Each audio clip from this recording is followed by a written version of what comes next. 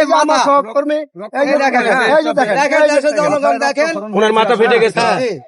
দেখেন দেশের জনগণ দেখেন, এই ধরনের উচ্ছেদ আর কোথায় হচ্ছে কিনা আমরা সঠিক বলতে পারবো না। তবে আমি দেশের জনগণ আমি এই দেশের প্রধানমন্ত্রী জনাব তারেক রহমান সাহেবের দৃষ্টি আকর্ষণ করছি, এই দেশে 18 কোটি মানুষের মধ্যে প্রায় 12 কোটি মানুষ নিম্ন আয়ের মানুষ, তার মধ্যে অর্ধেকের চেয়েও বেশি যারা প্রতিদিন রুজি করে, প্রতিদিন খায়, দিন আনে দিন খায়।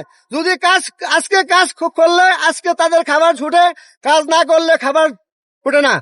এই অসহায় মানুষগুলোর পাশে দাঁড়ানোর জন্য মাননীয় প্রধানমন্ত্রী তারেক রহমানের কাছে বিনীতভাবে অনুরোধ জানাচ্ছি, এই যে হাজার হাজার মানুষের রান্না, এই হাজার হাজার মানুষের কান্না উনি কি দিয়ে এর সুদ করবেন, কি দিয়ে মানুষকে সান্ত্বনা দিবেন?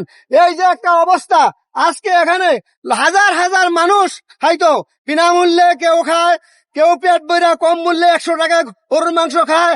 আমরা আজকে আমাদের কর্ম হারাইলাম, আর গরিব অসহায় মানুষ খাবার হারাইলো।